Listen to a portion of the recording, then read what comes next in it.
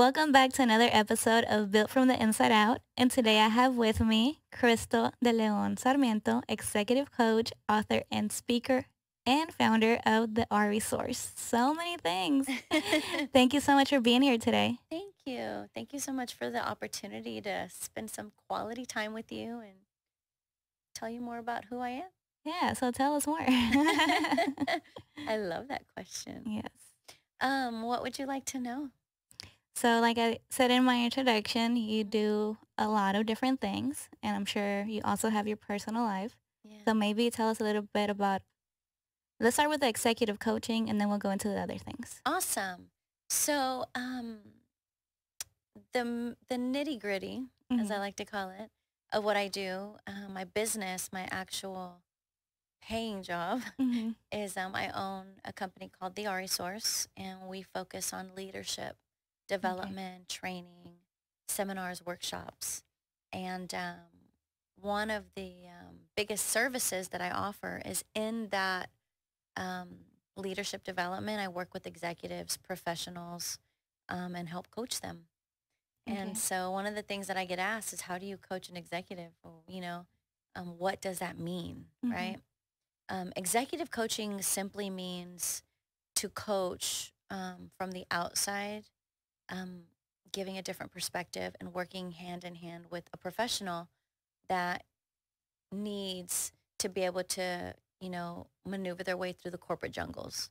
Okay. Right. And I think I saw one of your videos, you said you don't do consulting?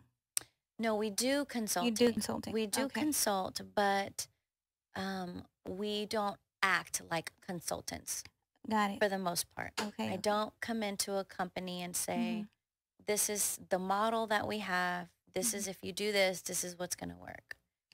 Okay. Rather, what I do is I'll come to a business that needs some type of assistance, whether it's most recently a client needs help with their customer service, Okay. how to work with them so that they're doing their job, to the top performance that they can. We basically come in and we do a needs analysis. Okay. I'll see what the pitfalls are, what are some of the blind spots that they don't even see. Okay. Bring that information to the surface and then make a recommendation. Okay. But I never come in to any entrepreneur, small business, corporation, or even with a life coaching client. I don't come in and just say, you need to do this, and never. Okay. But I do give recommendations, and then through that process, we'll work together and figure out what's the best plan of action, Okay. and then we implement it. Okay. It sounds a little like industrial psychology. Is that basically what it is? Kind of, sort of. Yeah. Although I'm not a psychologist, Mm-hmm. I do have access to a lot of tools that Okay. we definitely use. Mm-hmm. It's funny because a lot of the methods that are used with in the psychology realm are actually used day to day with normal business professionals, negotiating, Right. de-escalating situations, helping think things through. Yeah. But yeah, there is definitely a psychology element to For sure. coaching, Yeah. but we have a little more freedom. Okay. And it's not to say that, so one of the things is that, I'm going to be careful with this statement. 90% of the professionals I work with have therapists, Okay. and I prefer it that way. Yeah. I do. But they always come to a self-realization, right? Just as therapy is, Yeah. that now what? And so the difference between coaching and therapy is that when we are coaching, you're having a fluid conversation. It's not just an echo of yourself. Okay. It's a full-on conversation, and it's accountability, right? So sometimes my clients get upset because they're Really? like, you're so nice and now you're getting after me. And I'm like, well, that's a coach, Yeah. right? Yeah. I got to make you feel uncomfortable all while encouraging you. Yeah. Yeah. I actually have a master's in industrial psychology, That's but fantastic. I don't use it. Why? I don't know. Because I always found some other stuff to do. Yeah. But I'm very interested in this kind of work you do. And me being an introvert, I actually would love to attend one of your seminars. I would love to have you. Yeah, I love learning. Me too. Yeah. Kind of a extroverted nerd. Are you? And I'm the Yeah. opposite. I'm the introvert. So You don't seem like that. I am. Yeah. You look at your Instagram and you look so like confident in all your pictures, and you're definitely confident, but outgoing and just, Really? it's It. interesting though, because a lot of Yeah. people, you see that side of them on social Mhm. media, and then we create an image or an idea of what we think they're like. Yeah. And then it's not till you spend quality time with them where you're like, oh, wow, they're completely different than that, Mhm. you know? Yeah. I get told that a lot. They're like, "Oh, Mhm. you're not what I expected." You're like, well, Yeah. bye. Not always in a bad way, but it's Yeah. not. I guess they had that picture of me from my social media, and I'm like a completely different person. Yeah. But yeah, So why do you consider yourself an introvert? I I just like when I'm around people, like it can only be for so long, and then I'm like I get encantada, Uh-huh. and I'm like I need my space, and I would always rather be at home than out.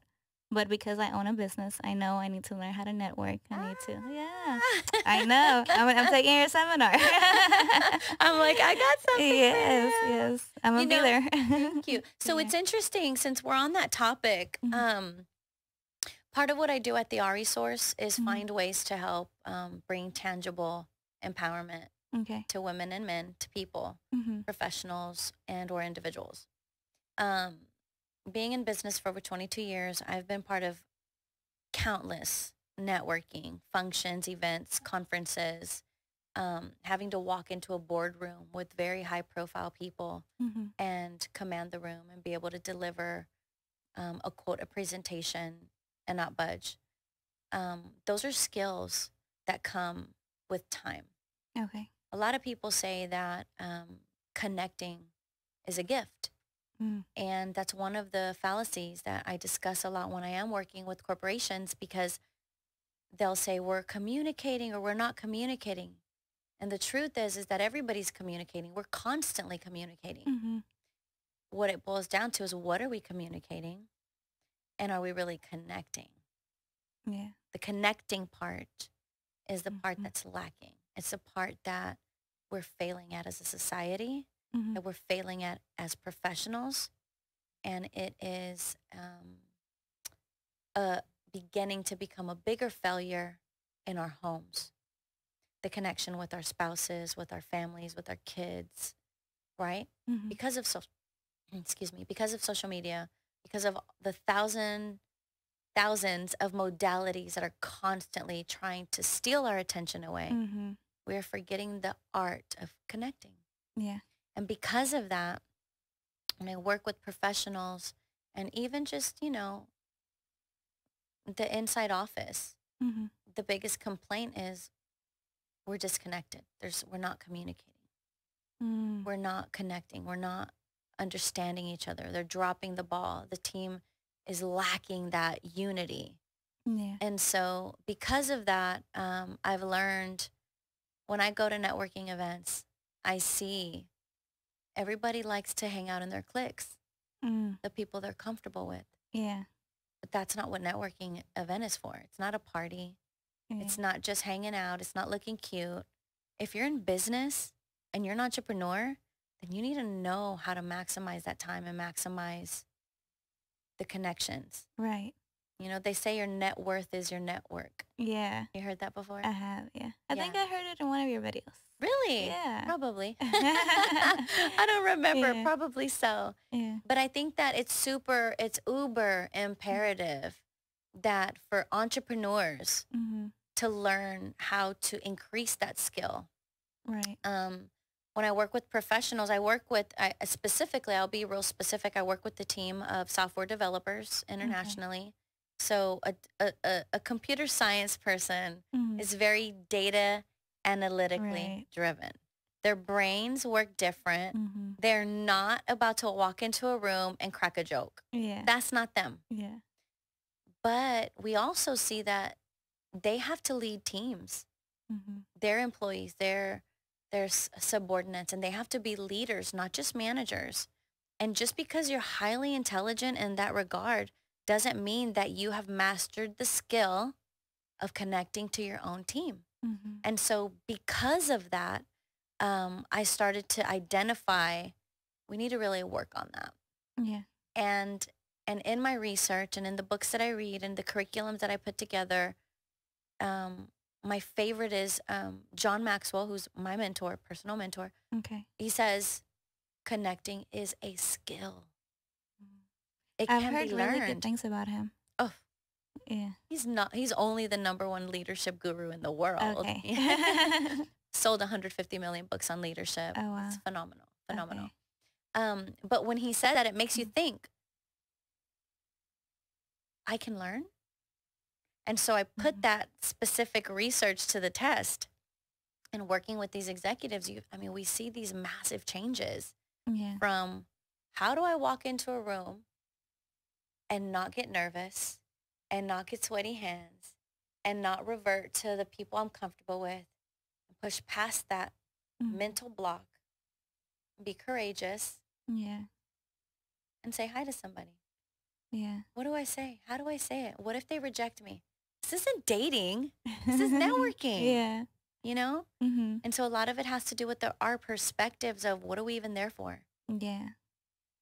Talking about networking, we met at the Dan Crenshaw party. We did. That was so fun. Yeah. So we met at Ivory. Yes. And Jenny, a friend had tried to connect us before, but we had never actually met. Really? So that was my first time actually meeting her in person.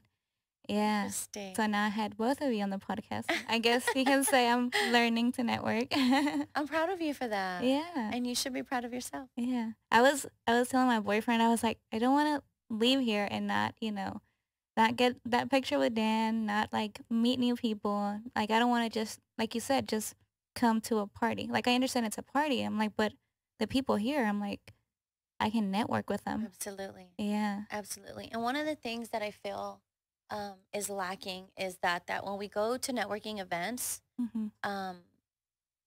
a lot of the same people go to these networking events. So it is natural. It's normal to want to click with somebody and go to your comfort zone. Hey, I already know you. Yeah. Well, that's how I was with Ivory. But I'm glad I did because she was with you guys. Yeah. We were with her. Well, yeah. Okay. I love Ivory. But one of the things is if you're going to go somewhere and you know that, so here's one of the tips that I talk about. If you're going to go to a networking event, do some homework. Who's going to be there? Okay. Is it worth going? Just because it's an event doesn't mean it's always beneficial to you. You know what I mean? Yeah. But if you end up in a situation where you go to a networking event and there's people there that don't serve you, you can't do business with, don't lose out on the opportunity to possibly form a friendship or meet somebody, because you can end up being a bridge. Maybe they won't work out for you today, but you can say, oh, I don't know. Someone I know that. Yeah, and I connect you. Yeah. And there's so much reward in connecting with people with just the very fact of how can I help you? Yeah. Hey, I know somebody. Let me connect you. Yeah. I did that last night at the HTX Millennials. I had one friend on this side. Her name's Lucy Wolash. I love her. And she's on my left. And another colleague that I just met a while back, she owns a clothing line. And I was talking to her on my left and talking to her on my right. I'm like, wait, you two need to meet. So I connected them. Yeah. And that's kind of like what I love to do, is just connect people. I say it in my video. I want to be a distribution center. I'm going to be taken care of. I'm going to make the money. My business is going to succeed. But in the meantime, if there's an event and it doesn't serve me, I have no problem making connections, because I might know somebody that I can send your way, or vice versa. Yeah. You know? I think that's awesome. It is. Yeah. I think it's fantastic. Yeah. But like I was telling you that I'm an introvert, and how I know, like at that party, when I ran into, I don't know, Marisol, you know her? Yeah. Well, when I saw her, I was like, oh my God, someone I know. Comfort. You felt a sense of comfort. Yeah. And I stuck with her, and I stuck with you guys. And then my cousin, he's more of an extrovert. And next thing I know, we lost him. We don't know where he's at. And he's also over there he made a new friend. And I'm like, okay, this is what network events are for. So I'm glad he got to do that, you know? I mean, we all got to do that, but I'm glad he was able to like venture out and go have fun. Yeah, but go meet make other friends. people. Yeah. Yeah. It's interesting, because does it always have to be a networking event? No. It doesn't even have to be labeled that. Yeah. It could be labeled, I don't know, a welcome party, a bash, whatever. Networking is what you make out of it, right? You went to Dan Crenshaw's 4th of July Party. bash. It was a big bash. That wasn't even a party. I think that was like a monstrosity of an event. Yeah. But you decide when you're going somewhere, Mm-hmm. what am I going to do with the time that I'm here? What am I going to do with the investment that I paid to come here? Some of these gala functions, they're for a good cause, but they cost money. They're not cheap. Yeah. So if you go to an event, whether you're there to network and you paid for it and you don't walk out with at least one connection, I look at it as not just wasted time, but wasted money. And as business owners, we don't have the luxury of just letting dollars fly out, you know? Yeah, I agree. But to your point, you saw Marisol, Yeah. and I saw instantly, you were like, hey, and that spark, you know? Yeah. That was really neat to see that, because it is when we see familiar faces that we feel comforted. Yeah. And we feel like, okay, I've got my crew. I can meet one new person. Yeah. Right? Yeah. How do you push past that comfort zone? You just have to make yourself, I feel like. Because I was even... So growing up, I had like very low self-esteem, very shy. And then when I started doing pageantry, Natalia, you know her, right? Yeah, my daughter's Miss Texas Latina Mambo. Oh, that's awesome. Yeah. Okay, well, I went through that, and then You did. Natalia, she pushed me. You know, she helped me so much. So we would go to networking events, and she was like, "You just have to do it." She was like, "Don't worry about what they're gonna think about you. Just we're here, have fun, smile, talk to people." And I'm like, okay. So it's interesting you said that, because Natalia is a champion to push women out of their comfort zones with the intent of you building and growing. Who would have thought? Look at you now doing podcasts, interviewing people. I know. Getting out of your comfort zone, right? Yes. But she's amazing, and I love people like that look and see the potential in you. So that is a quality of a great leader. Yes. A good leader identifies leadership qualities in others before they even identify themselves sometimes. Sometimes you don't even see it in yourself. Yeah. But a good leader will say that person there has potential to be developed and to bring that leadership skill to the surface. And when you have a person like Natalia, that her pure heart and joy is to help empower people by providing confidence and getting them out of their comfort zone, I mean, that's golden. Yeah. She's awesome. I love her. Yeah. I'm like, you're not getting rid of me. I'm like, you're going to be in my life forever. I love her. She's really amazing. Yeah. Yeah, she is. So how did you start all of this? Because behind every great story, behind every great success story, there's always something that you went through, something that pushed you to become who you are. What's your story? I have a book. And yes, we're waiting for it. Oh, man. So, yeah, they're printing it, and it should be in our hands in a few weeks. And so you'll have yours, exciting. because I saw you pre-ordered, so thank you. Yes. I'm not dropping an ad, am I? No, we're going to talk about it, yes. No, but you're right. You're very right. Behind every success is a story. Yeah. Sometimes a good one, sometimes a bad one, sometimes both. Mine is a good one. Good. Disguised with the pain of suffering behind it. How I got here to where I am today has been a journey, has been a long process, but it has been out of sheer desire to be resilient and also my faith in God. 100%. I will never deny that. I know it's not the politically correct or the sexy thing to say nowadays. But that's real. I agree. That's the heaviness that life will push you to at one point or another. And I'm not here to tell people who or what they should believe in, but I am here to be a sounding board for where I am today and what I believe in. And if that can inspire someone to dig deeper into their own faith, then I did my job. But my journey, let's put it like this. I'm on multiple journeys. Okay. I'm on the entrepreneurial journey. I'm on the executive journey. I'm on the mom journey. the wife journey, the stepmom journey, the mother-in-law journey. I mean, girl, we can count all the journeys I'm on. Yeah. And in writing my book, I did a lot of self-discovery. I cried a lot. It took me a lot of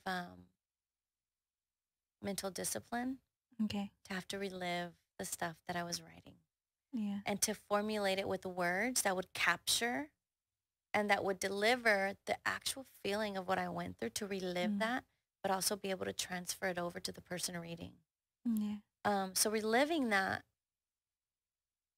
taught me to really look deep into, are my beliefs real? Is what I've been saying for the last 22 years still carry weight today? And I found out that it carries more weight, heavier weight. Because the more experiences we go through in life, the pain, the suffering, the trauma, the overcoming, the resilience, the more we go through that, the more we see, the heavier it is, that reality of like, wow, I overcame. It's more real. Yeah. It's more real. And a little bit about me. I know you and I have talked a little bit about it, but your listeners may or may not know. I give a lot of credit to my dad and my mom, both, and my stepmom, period, all three of them. But in the initial growing up of my life, the early stages, my parents went through a brutal divorce.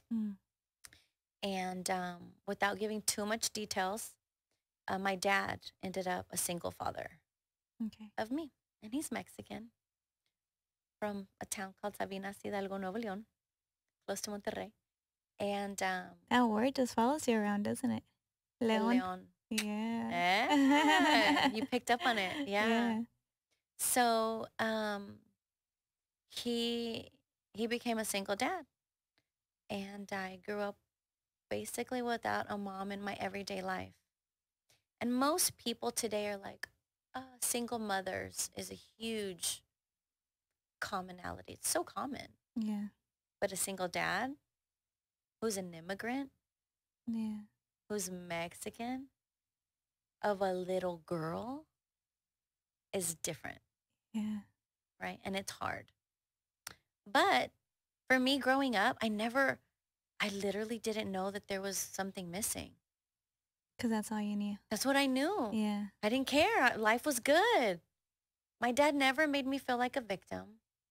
He never used words like, porque no tenemos, porque no hay, porque nos falta, porque se fue, porque me dejaron. Never did he use those words. Yeah. That's awesome. And now looking back as an adult, when I look back and I'm like, where does my resilience come from? Because I get asked like, how did you go through? I'm like, I don't know. Let me do some inner work here. Yeah. But as a mom, as I'm raising my girls, my now married daughter and my kids and this generation, I look at us and I'm like, we give too much power to victim mentalities. It's okay. And this is not everybody's cup of tea, and I'm not everybody's cup of tea. I'm the same way. And a lot of people are not going to agree with what I say, and that's okay. These are my opinions, and this is how I live my life, and this is how I've become successful. Yeah. I believe that it's okay to acknowledge pain. And it's okay to cry when you fall. Yeah. Get back up. Yeah. Stop nursing the wound. Stop. Your skin, it's like when you cut yourself, you slice yourself open, your body immediately goes to work on closing that wound up and healing. Yeah. But our brains, I have a cut. Let me pull the scab. Yeah. Don't let it heal yet. Let me pull the scab. And then why? Because we want someone to come comfort us. And we want someone to, you got a cut. Poor thing. Let me label you. Yeah. You got a cut on your hand. Okay, whatever floats your boat. But if I keep telling myself that I'm a victim, I'm a domestic abuse survivor, yeah, I'm a survivor. I am. But I feel like it starts in our mind and in the decision and how we label it. Labeling it. So what? I went through it, but I overcame. But I'm not a victim. Yeah. It all starts in our mind and that victim mentality. So I started to do some work inside and I'm like, why? Number one, I'm really tough with my kids. So, and I'm going to expose myself here. My daughters will say, gosh, you love everybody. You got all this great energy with your friends, but you're so mean to us. I'm like, well, I'm sorry because I care. Yeah. So, you know, us Latina moms, we don't play. Mm-hmm. Chanclas, sartenes, de lo que sea. I don't have kids, but I feel like that's how I'm gonna be too. You Tough know, love. I was raised on tough love, me and too. I was never allowed to be a victim either. And Yeah. you can't let that mentality. You can't have that mentality if you want to be something or become someone or Yeah. achieve whatever goal you have. It's like a crutch. It's like Mhm. a crutch. We choose to keep the crutch because it serves us. Yeah. I like my crutch. I want to be free. Do you really? Do you really? Yeah. I'm done with this toxic relationship. Are you? Or you just like complaining about it? Yeah. Do you like hearing yourself complain about that toxic relationship? Do you like creating chaos in that relationship so that you have something to fight for to stay in survival mode? That's how life is. Yeah. Nail it. Call it what it is. Yeah. Be done with it. Or like I've noticed a lot of minorities, they're like, oh, it's because racism. I'm like, what are you talking about? So that's a very touchy. Oh my God. I get in trouble. I do, guys. Like I say things sometimes I don't have a filter and it's not that I want to say things to hurt. I'm just Yeah. literally like dumb sometimes. Sometimes I just don't realize You're that just blunt. Is that what it is? I'm You're honest? I'm definitely blunt and I Okay. am honest. I can't fake a smile. I Mhm. can't fake a feeling. If you call me and I'm excited, Mhm. that's because I really am excited. Yeah. But ask my friends when I feel off, you can tell like I'm off. And you're like, Yeah. "Ooh, that's not her I saw yesterday." No, because I'm going through something and I'm very real and I'm very connected with my emotions. Yeah. And I wear them on my sleeve. Now, to answer your question about that, I grew up in the southwest side of Houston. Mhm. And in the 80s and the 90s, it was a melting pot for diversity. And when I say melting pot, I mean, literally, I should show you guys my class photo. We had Indians, Mexicans, Salvadoranians, blacks, whites, Asians, Vietnamese. When I was little, my best friend was Asian. Landley. I miss her. She moved. I was so mad. Her dad owned Sonny's on Hillcroft. And my other best friends were my cousins by default. All the De Leons, y'all. they know us from Fairmont. And then in my classroom, because I was always in the accelerated class, which we back then called sites or pre-IB, that was a melting pot because the Asians and all the other cultures were in there and the white kids, very few Latinos. Why? I don't know. But I didn't understand what racism was. I'm being very honest. And I empathize. I try to empathize with people that when they tell you, well, because you don't walk in my shoes, you're right. I don't, but I also don't know what it's like to be racist. I don't know that feeling. And Yeah. the reality is that I literally grew up with every culture and I loved it. And to me, and that's a crutch. I will honestly say that no, it's not a crutch. Let me retract that. It can be a crutch when you only see it that way and you don't open up your mind to say, but let me try to understand you. And so I didn't really truly understand what racism was until I was an adult and I started seeing movies that portrayed it. I didn't know. Movies are really what exposed me to the world out there. So movies are powerful because they can educate or they can indoctrinate. Yeah. Both. They can either educate or indoctrinate. So you got to be careful what we're watching. I agree. even in church, when people are preaching, Mm-hmm. girl, yo no me lo como todo. Where's that in the Bible? Yeah. Yeah. Who said that? Are you sure? Is that how it's interpreted? Don't just eat everything they give at you. Yeah. Question it. Why? Yeah. Well, why? I Mhm. annoy some people because I ask why a lot. I'm like, but why? But it's because I That's a want to good thing. understand. Yeah. So, racism, it's very real, Mm-hmm. but it's not only in our country. It's all over the world. Yeah. The problem is that we like to use it as a crutch Exactly. so that we can manipulate people, Mm-hmm. so that we can trigger their emotions Yep. and then serve them a solution and then dominate them Mm-hmm. to get us into power. Yeah. Both sides. Yeah. Both sides. I'm not here to say que los de left y que los de right, los dos están mal. Yeah. Yeah. I agree. Están los dos mal. Yeah. In English, that means they're all both wrong. And why do I say that? This isn't to call out my Republican friends or my Democrat friends. I have both. Mm-hmm. When people ask me, so you're a Republican, I saw you at Dan Crenshaw's thing.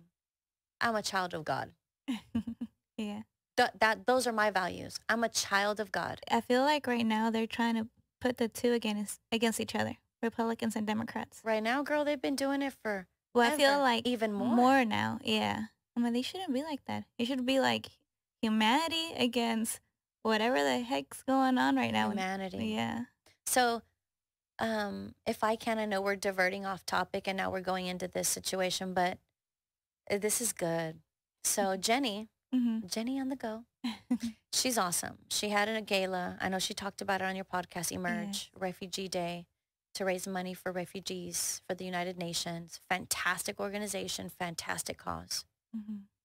Jenny is very well connected to both sides, Yeah. Republicans and Democrats. Yeah.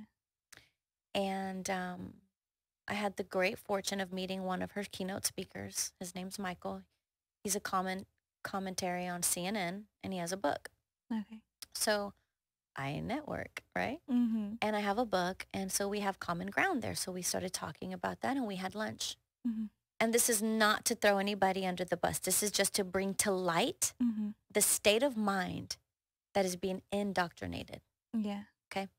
So we're at lunch, and we're talking, and he mentions to me that at the gala, he was at a table with some people that actually worked on the Trump campaign. Oh, okay. Those are his words. Mm-hmm. And I said, so? Big deal. How did you feel? Yeah. Well, I didn't think they would accept me. I didn't think this. I didn't think that, right? He had his notions of what it would be like to sit at a table with a Trump campaigner who worked on the campaign. O sea, más rojo, Yeah. no te lo puedo pintar, Yeah. right? Yeah. And so I questioned that. And I said, so how did it feel to have a seat at a table with someone different than you? Did they make you feel bad? Or did they welcome you? What if you didn't know their political side and you just sit at a table and you see a human in front of you? Mm-hmm. What if we can get past the things we disagree on, but what do we agree on? Why don't we start there? Yeah. Here's where we agree. I agree that life is sacred. It's in my book. Mm-hmm. I was a teen mom. I believe life is sacred. And this isn't every pastor's cup of tea either. I have strong opinions because when I became a mom, I was like, I'm pro-life. I am pro-life. And I will say that till I'm blue in the face. But I've had to seriously question myself. If my daughter was raped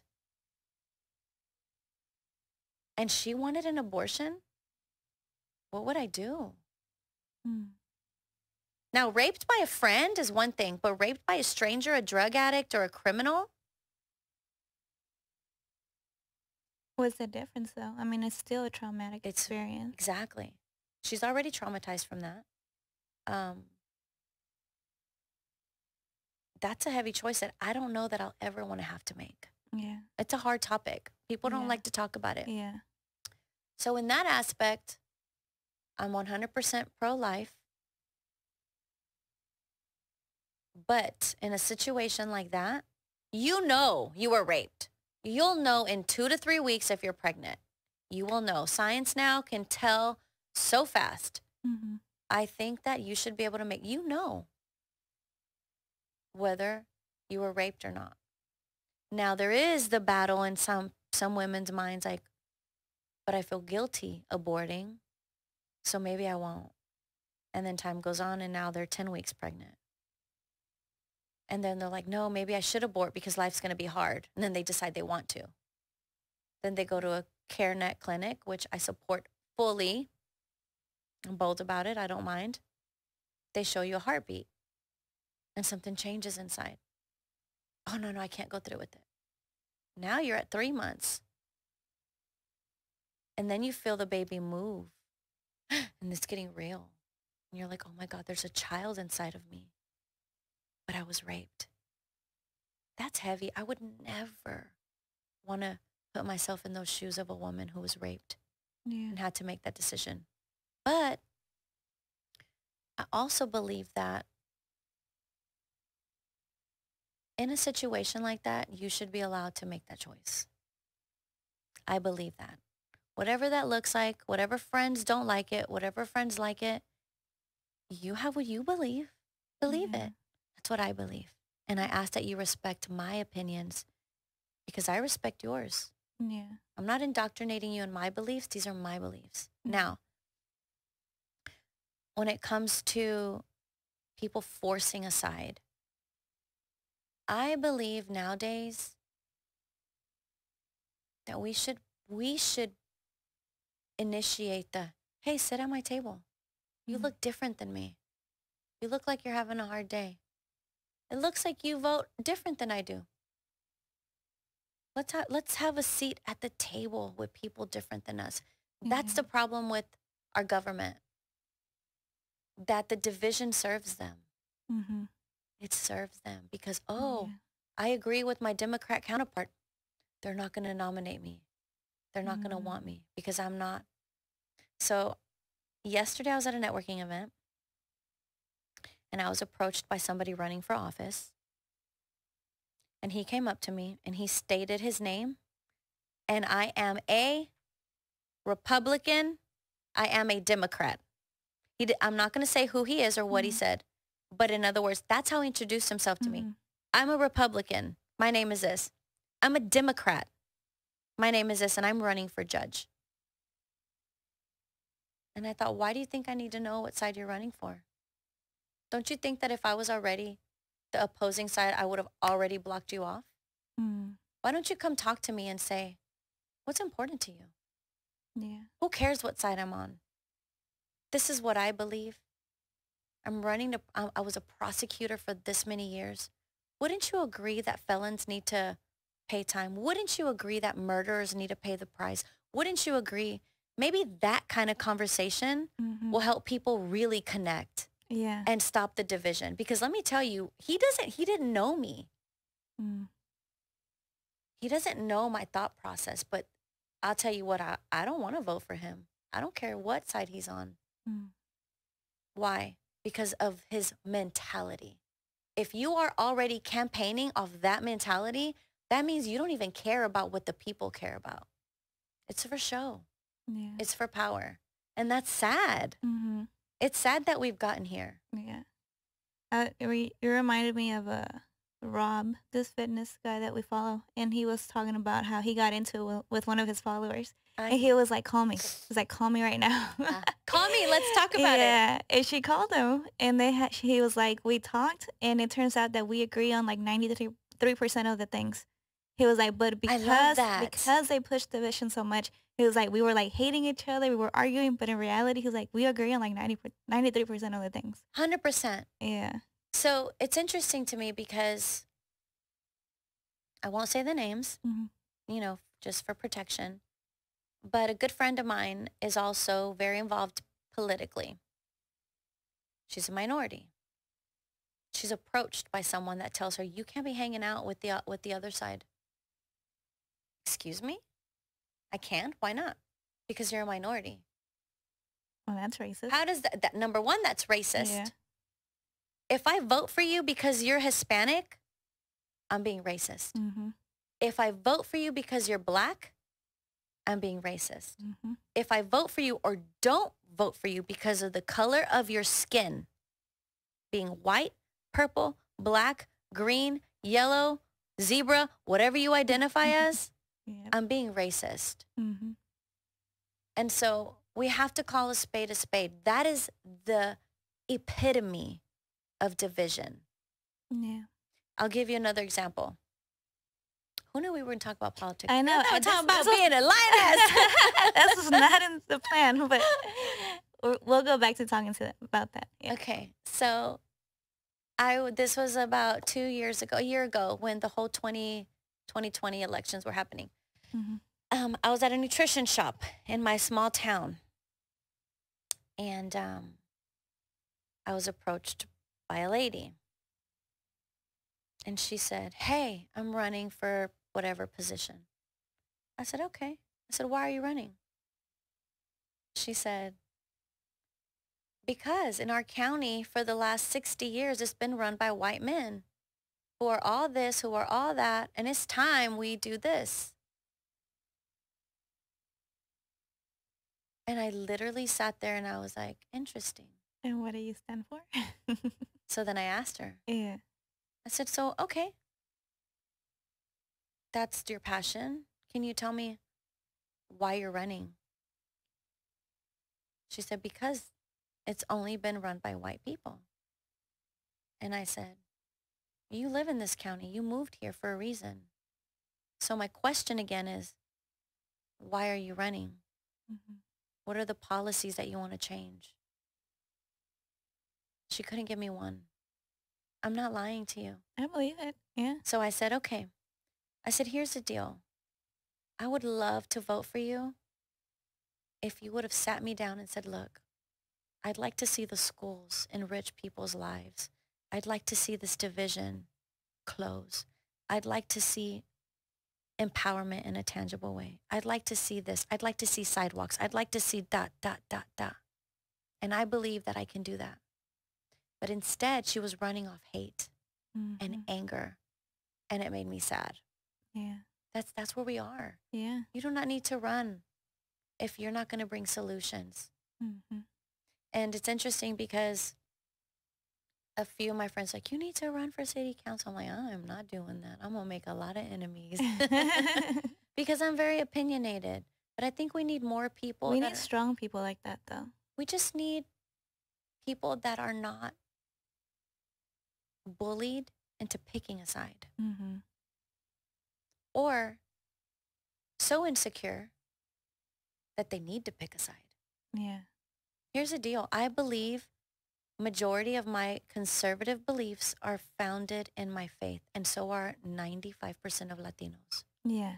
and ethnic cultures. You know, I didn't know a lot about politics before the whole George Floyd thing. I didn't even know there was a blue and red side. Really? And I started, when that happened, when Corona hit and we were at home and the whole George Floyd thing happened, I started doing research. I was like, what's going on? I'm like, let me find out what's going on. Good for you. Yeah. Good for you. And then when I realized what each side stands for, I was like, so why are Mexicans so mad about people voting conservative? I'm like, what is happening? O sea, it doesn't line up. Yeah. Yeah. And they were so mad at me and, you know, my Let them. followers. And I'm like, what? I'm Mexican. Like, I have conservative values and morals, and you probably were 100%. raised on them too. Like, why are you mad at me? 100%. Yeah. But it's this ideology, and it's this agenda Mm-hmm. that you have to conform. Yeah. That you came here as a minority, therefore you don't have power. Let me tell you, that mentality is a victim mentality. It is. Oh. Here's the thing. You get to this country, Mm-hmm. you already won. You're not a victim. Yeah. You're a conqueror. Yeah. However you got here. Mm-hmm. I don't care. Legal, illegal. That right there tells me that you have power. Yep. Now let's get past the government funding and the money keeping people poor, because I don't want to comment to something I don't know a lot about. Mm-hmm. I listen to both sides. And we should. And we should, because Yeah. to make an educated decision, you have to listen to both sides. So the way our brain works is you're subconscious mind will side with whatever's most impressionable in that moment. Mm. So whoever makes the best argument that relates to you. And it's a tactic. Mm-hmm. It's, excuse my language, it's bullshit Mm-hmm. tactics from politicians on all sides because they get trained. Yeah. This is how you connect to people. You tell a story. You try to identify with them. Okay, Hillary Clinton, you can identify with being cheated on, being a woman in public office, but you don't know what it's like to go hungry. Yeah. You don't know what it's like to suffer in those ways. You have suffered in other ways. You don't know what it's like to suffer like other people. And what irritates me is that the politicians use a form of psychology, of psycho-cybernetics that has been tested and proven by the CIA from the 20s, I think. Don't quote me on that. Mm-hmm. That the impressionable mind, you get to it, you connect, you build common ground, you try to get to them to an emotion. If you can get somebody emotional, it's the number one tactic in negotiating. Yeah. If I get you to get emotional, ya gané. Mm-hmm. Do you listen to Ben Shapiro or Jordan Peterson? I do. And that's what they say too. Both. Like Ben Shapiro says, whenever he's going to go argue against someone or, debate someone, he's like, I study them. I watch what their tactic is. And that's where I hit them for. And the buttons, that's what you do. Yeah. Because when you can hit somebody's buttons, they're more impressionable. Mm-hmm. Now you have power over them. Yeah. Because they're out of sorts. They don't know how to act. Oh my God, I'm upset. I'm angry. It's all because there's psychology behind it. Mm-hmm. It's all meant to make you mad. Yeah. Here's what makes me mad. Obama. Not all of his policies. I think that there's studies that show that when he came into office, that began the division. And I don't know that if it's because people didn't want a half black, half white president to be in office. I think it's more of the fact that he ran based on his skin as the first black man, which I think is phenomenal. Phenomenal for our country. But at the same time, what he did is the epitome of politicians. Mm-hmm. He had the audacity to go on Telemundo, Univision, donate big money to sway what they put on TV, then have the audacity on stage to say, si se puede. At least say, si se puede. At least. Yeah. And then, cuando si se pudo, don't deport everybody. This fool. And so many people don't know that he did that. No. Google it right now. Mm-hmm. Put this on pause. Go Google it. Not only did he deport a lot of people, he deported the most people of any president combined. O sea, that's huge. Yeah. So when you look at it like that, you're like, what are we eating? Yeah, and a lot of people, all they do is watch Univision or Telemundo, so they think he's the greatest. And they don't even realize, like, everything he did. They don't know because he paid. Exactly. Yeah. It's so sad. It's very sad. But here's the thing. It happens on both sides. True. Yeah. And don't quote me on this. Maybe we can Google it.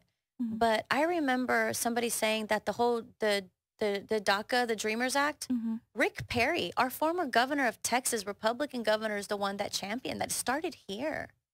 It may be a form of DACA. I don't know. I'm sure I'll get emails and whatever. But I believe he was after that. I'm for that. My Republican friends aren't going to like that. But why? Why? You're already here. Put them to use. Yeah. Make them taxpayers. Yeah. You're here. You want to serve? You want to go to school? Dale gas. Ya estás aquí. Yeah. But I don't think it should be an open border either. Yeah. Because then the cartel takes advantage of that. Oh, girl, we can't even go into the cartels. I'm not talking about that. That's we scary. can talk for days about this. I have other opinions about that. Yeah. Yeah, the minute I go into Mexico, I feel unsafe. I can't carry my gun on me. Yeah. My Glock. I carry a Glock, right? My husband, the big one. Yeah. There's a lot of things that go into politics with gun safety and things like that. But anyway, I just feel like to sum that whole politic thing up, I think in a nutshell, my personal message that just kind of developed after having that conversation with Michael, who's now a friend of mine, is have a seat at a table. You know how they say, girl, you don't have a seat at my table. You know, I don't like you, or you offended me. You'll never have a seat at my table. Have somebody at the table that's different than you. Yeah. Let's start where what we agree on. Yeah. Let's do that as a society. Let's stop all the division. ¿Verdad? I agree. Wouldn't you agree? Yeah, of course. I think most people would agree. I think so too. I think it's in our nature to want to get along. Yeah. But going back to you, I don't know how we went on that rant, but I think it's because I've been reading a lot and I'm just like, this frustrates me so much. Because it's a hot topic right now. It's a Yeah. hot topic. That's how we got there. Everybody's talking about it. We're just not publishing it. So yeah. True. Yeah. Okay, so where does, so your book, what's the title of it? Becoming a Lioness. And where does that come from? Who doesn't want to be a lioness? Yeah. You know what? Becoming a lioness was my journey of discovering who I was, my identity, and the 3 questions that us women innately have. Some would disagree. Not every, but the majority of women, no matter what country, religion, culture you're from, every 3-year-old little girl puts on a dress and heels and twirls for her daddy and says, Papi, do I look beautiful? Every single one. And if it's not a dress and it's dude clothes or whatever, she's still going to look for that approval. Do I look okay? Right? Every little girl has that desire. Every woman wants to know, am I beautiful? Am I worthy of being loved unconditionally? And is there a grand adventure for my life? So I learned that from Pastor Craig Hale about 20 years ago in the seminar that I took called The Question. The unanswered question that us as women have. And that was the very beginning of my self-discovery of who I am. The $1 million question, why was I even born? Am I a mistake? What's my purpose? So many people have those unanswered questions. And they deal with, oh, my mom and dad hooked up. That's why I was born.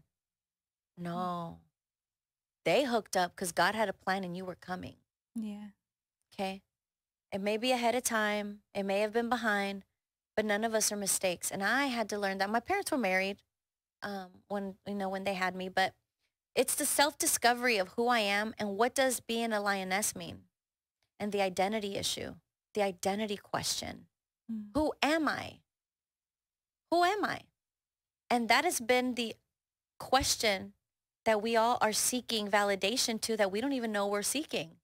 It's the silent question in the back of our mind is satisfying the identity question. Who am I? Why am I here? And do I have a purpose? So the lioness is the beginning of self-discovery, overcoming resilience. As a teen mom, I started to question why.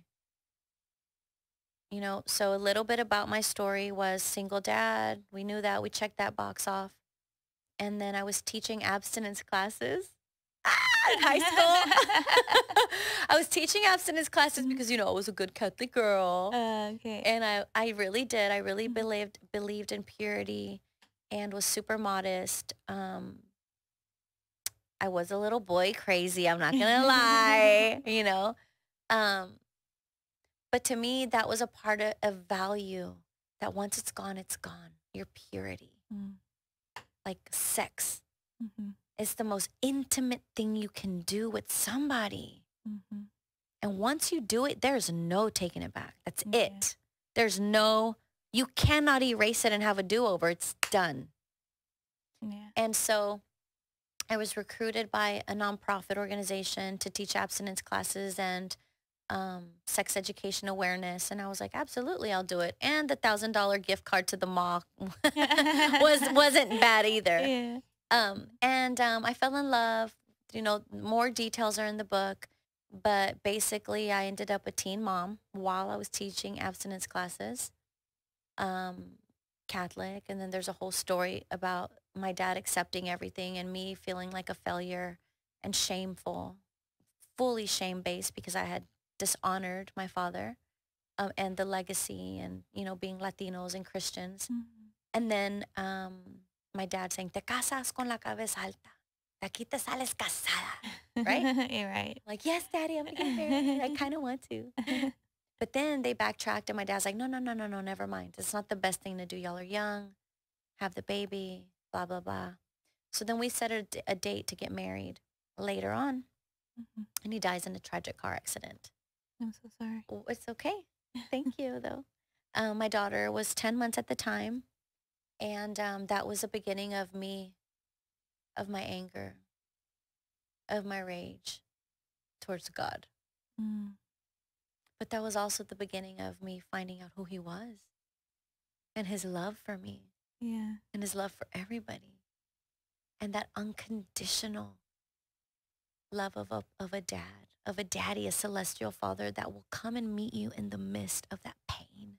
When you're on the floor and you're screaming and it feels like there's lava from a volcano erupting from inside. And you have no one who can relate. But then you cry out and you're raw and you're screaming and you're angry and you're toe-to-toe fighting with him. And he meets you there. That was the beginning of my discovery of my relationship with who I call Abba Padre, Daddy God. Abba in Hebrew means daddy. And the Bible says that he wants us to look at him as our daddy. Papi. Quiere que le digamos papi. No papi chulo, okay? Not daddy Yankee or, you know, that kind of papi. But papa, it is mi papi. Yeah. And so I learned to rely on God and keep my head high and keep trucking along. And I found strength. I found courage. I found resilience.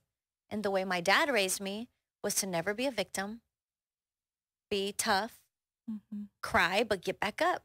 Yeah. De aquí sales con la cabeza alta. Yeah. And I did. And so the passion for me is to help other people in whatever way I can use my pain and my story, but also the discovery of God meeting me there to help and empower other people, give them hope. Why not? Yeah. Yeah. So that's what it's about. And so De Leon is my maiden name. And so in my discovery of who I was, I learned that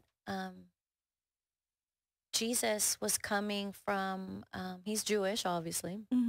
He's a Jew, even though the Jews don't accept him. He's a Jew. He's a living Jew. He comes from one of the 13 tribes, the 13 tribes of Israel. All right. And he's from, él es el león de la tribu de Judá. He's the lion of the tribe of Judah. Yeah. And Judah is also the tribe where the Messiah that the Jews are expecting to come from, the house of David. Okay. So I started this journey because as a kid, I always struggled with my name. Fun fact. Fun trivia question. So my mom is white. Okay. And my dad is Mexican. And most people think I look white because of my mom's side, but I don't because my dad's from Monterrey. So everybody's kind of like light-skinned and European looking anyway. And the light-colored eyes and stuff. Well, so my name, Crystal, was the white side of me, and the De Leon was the Mexican side of me. Okay.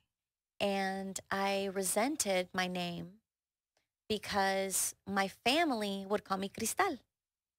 And the only people that called me Crystal were like my annoying teachers or my mom. And I had resentment towards her. Okay. A lot of resentment, which now I love her and I understand her. There's always a story behind a story. Yeah. So there's grace and love for all, and we do the best we can. But in that moment of discovering who I was and my name and what it meant, I attended a seminar, and I found that in ancient Hebrew culture, every name came with power and an identity attached to it. So that every time you spoke someone's name, you were imparting a blessing over them. So no matter what you said, you were speaking their purpose, their identity, and a blessing over them. So I was like, well, what does my name mean? Because I hate my name.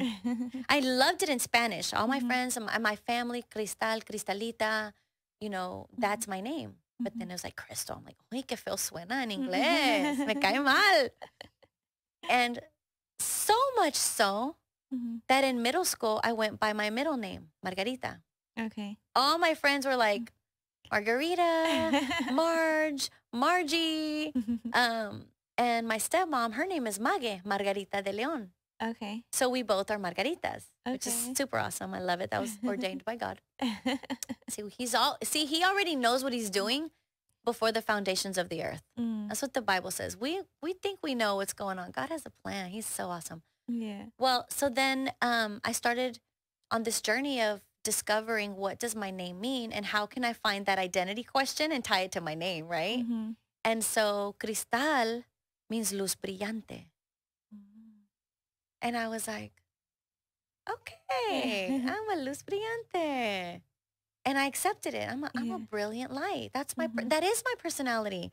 I shine for him. I shine where I go when I can. And I do my best to let my personality really do shine. Cristal. And it does. Thank you. Sometimes don't ask my kids though. They'll tell you otherwise. They're like, luz negra. Negra brillante. Right? When I'm mad. I'm Mexican, girl. Se me suben los apellidos. So, De Leon. So in that discovery, I started to wonder, well, De Leon, what does De Leon mean? Okay, it means of the lion. What is that? What does that mean? So I just started putting that together and started discovering the qualities and tying it all into luz brillante, Leona. That's who I am. But it's not just me. It's you. If you have overcome anything in life, if you have had a struggle, if you've dealt with insecurities, if you have dealt with pain, if you have ever had to cry out to God and he showed up, then you're also a leona. You're a lioness. Why? Because in the Bible, God is characterized as two animals, the lion and the lamb. Therefore, if we are daughters of the King of Kings, the lion, then we're lionesses. Somos leonas. Yeah. And there's a lot more, girl. We could talk for hours, but there's history that I found out with De Leon. In Jewish ancient wisdom, there's something some of you may or may not have heard because of Britney Spears and other people in Hollywood. They practice Kabbalah. Kabbalah. So Kabbalah is Jewish mysticism. And the Zohar is a book that basically is an add-on to the Torah, which is the first 5 books of the Bible, which is the Jewish Torah, the Jewish Bible. Okay. And it's a complement to it, but it basically has secrets and divinities and things of that sort. And the person that wrote that book has said to be Moshe de Leon. Moshe is Hebrew for Moses, Moises. And it is said that Moshe de Leon is a direct descendant of the tribe of Judah. Oh, wow. So I'm like, wait, what?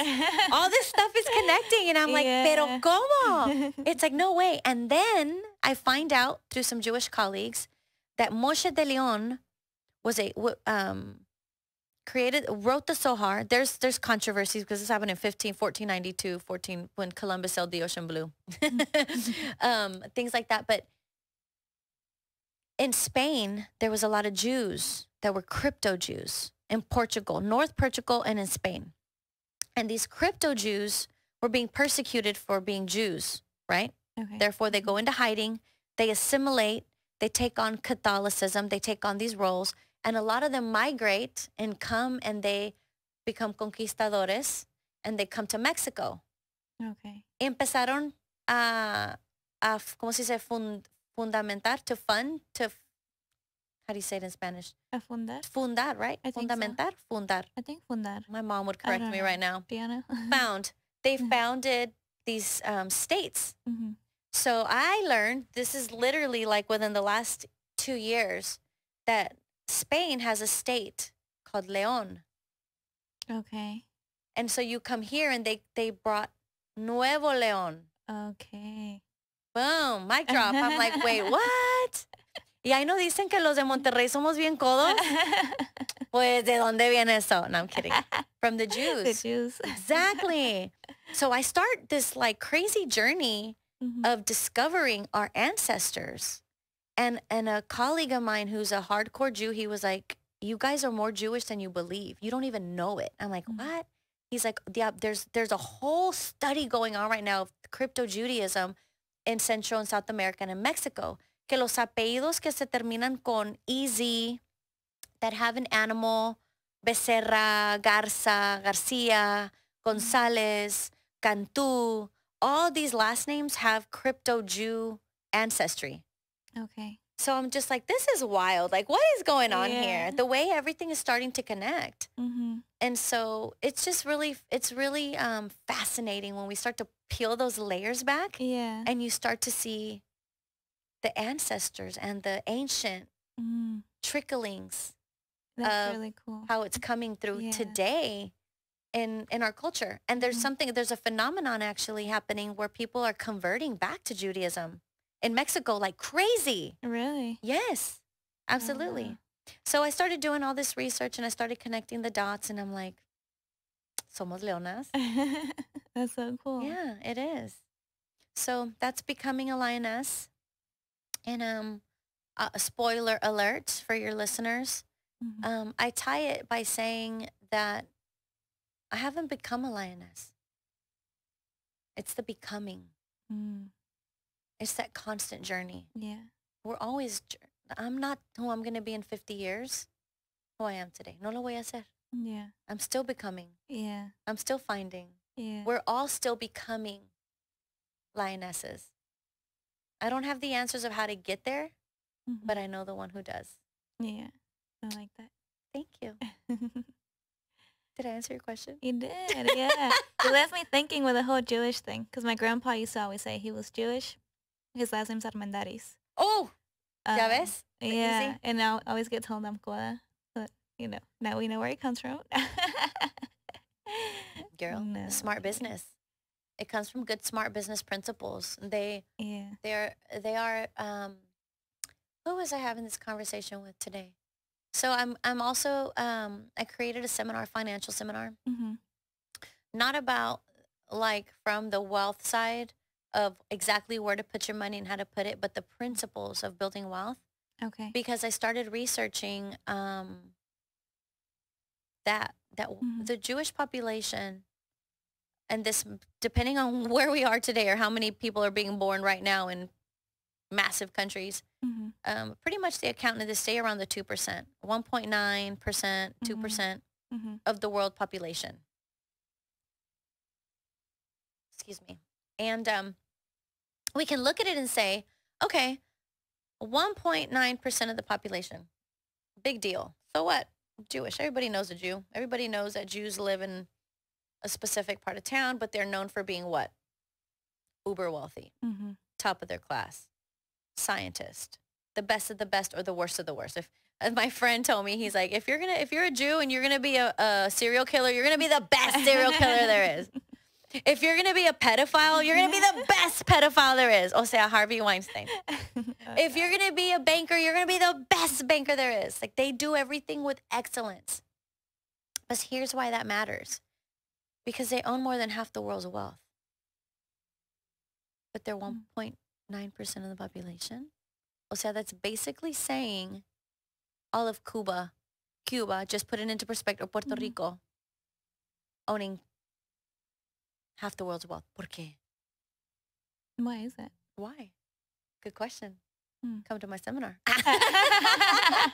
I'm kidding. I will be there. You will. No, but I'm literally, because of that question, why? I started interviewing rabbis. I started interviewing friends that are Jews. I started reading Craig Hill's material. I started literally doing deep research. ¿Por qué?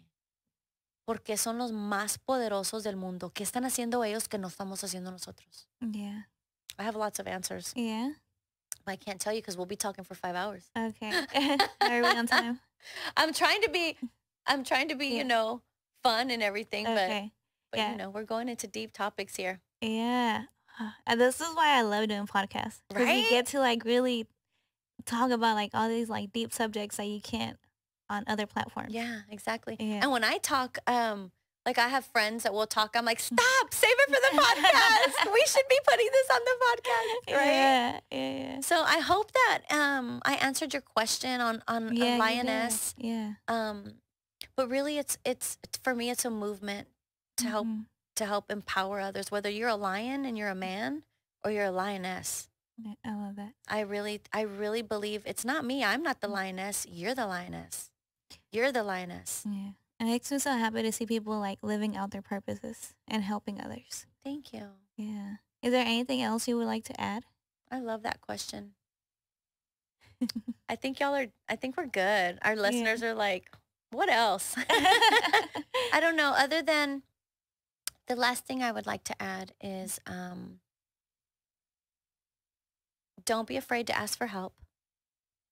Don't think that coaching is therapy. And if you need therapy, get it. Mental health is super important. Yes, I feel like especially Hispanics feel like if someone tells you go to therapy, they're like, "Oh, I'm not crazy." And it's like that's not what it means. It's not that. Yeah. It's not that. Yeah. But also coaching, life coaching, if you need help with career coaching, navigating the corporate jungles of life, like, oh, I've got this drama, it's politics, it's that. My subordinate, I have one of the girls I coaches, she has one-on-ones with her boss. She's new at her job and it's super, super stressful. And I walk her through when she says this, what do I say? How do I say it? Should I say this? But I need this. And how do I say it without getting in trouble? What if they fire me? All those things. I help with that. That just kind of naturally started happening. But I want to encourage everybody. I want to encourage them. Find a coach. Everybody needs a coach. Michael Jordan has a coach. Yeah. Christina Aguilera has a vocal coach. The best of the best have mentors and have coaches. Yeah. You cannot reach the top by being mediocre. You cannot reach the top by making excuses and seeing yourself as a crutch or a victim. You have to come out of that comfort zone. You have to push through, put that lioness face on, get up, fight. Fight. Don't be mediocre. Step into your calling. Step into that dream. Don't just sit there and wait for things to happen. No, pues que mañana. Make it happen today. Yeah. You're not even living tomorrow. You're living now. Yeah. Do it now. Don't be afraid. The best of the best comes when we are living outside of our comfort zone. Yeah. So I found challenge yourself like you are, right? Yeah. You're challenging yourself. Yeah. So if someone wanted to hire you, how would they reach you?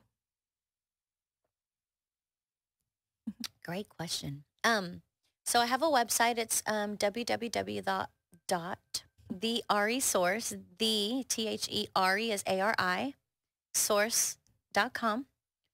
And I'm on Instagram. What's your Instagram? I'm going to warn you. It's my dogs and my kids and my vislas, and it's, it's not me doing makeup or anything like that. But it's my personal, it's Crystal Lioness, and then the RE Source as well. But I have an office number. If anybody wants, I give free discovery calls. I will always, if anybody really wants to know if coaching is for them or if we're a right fit, if I'm a right fit, they can have a free discovery call. Usually it's 30 minutes. Sometimes I'll book an hour with them. No strings attached. I even offer free lunch and learns for businesses. If they want me to come in and discuss a topic and just do a free lunch and learn, you feed your people, I'll come in and do a seminar for free. That's awesome. Absolutely. Because it's literally giving value back to people. Yeah. But I'll tell you my office number. They can call. It's 281-305-3788. Yeah. And I'm open to have anybody call me there, text me, message me. Okay. Or reach out. That's awesome. And they can call you too. Because you know how to get a hold of me. Oh, yeah. Don't call me. No, just kidding. Text me. No. Send me a text. Send me a text. Yeah. So thank you for this. Thank you for the opportunity to come and chit-chat and thank you for coming. Spend time with you. Yeah. Yeah, thank you for sharing your story. My sister, Lioness. Yes. Thank you. Thank you for letting me. I appreciate it. Yeah, of course. Like I said, I love those stories where you're like, because I feel like a lot of people victim mentality. Oh, but I come from this and I went through that, so that means I can't do anything. No. And it's like, no. Because you went through that, despite going through that, Yeah. you can. Yeah. Yes, you did go through that. Yeah. And because of that, that's where your strength comes from. You can keep going. Yeah. And I want to keep sharing stories like this so people can see, like, you know what? Maybe I can. You can. Yeah. You need help, call me. Yeah. You need help, I'll pray for you too. I love to pray. Good. But I do drop a little bad word every now and then. I It cuss and happens. pray. It's literally a shirt I'm making. Don't take my ideas now. Like that Brad Paisley song. What does it say? Something like she said, what cross? She said cross on Sunday and a cuss word because it's Sunday. Something like that. You know, I am from Monterrey. Well, close to Monterrey. So somos regios. It's part of it. Yeah. I'm working on it. I'm doing better. But yeah, we all fall short. It's okay. Yeah. It's okay. Thank you so much, Brianda. Thank you. It's Brianda, right? Brianda. So I call you Bri, but I'm like, what's her proper name? Call me whatever. Bri, Brianda.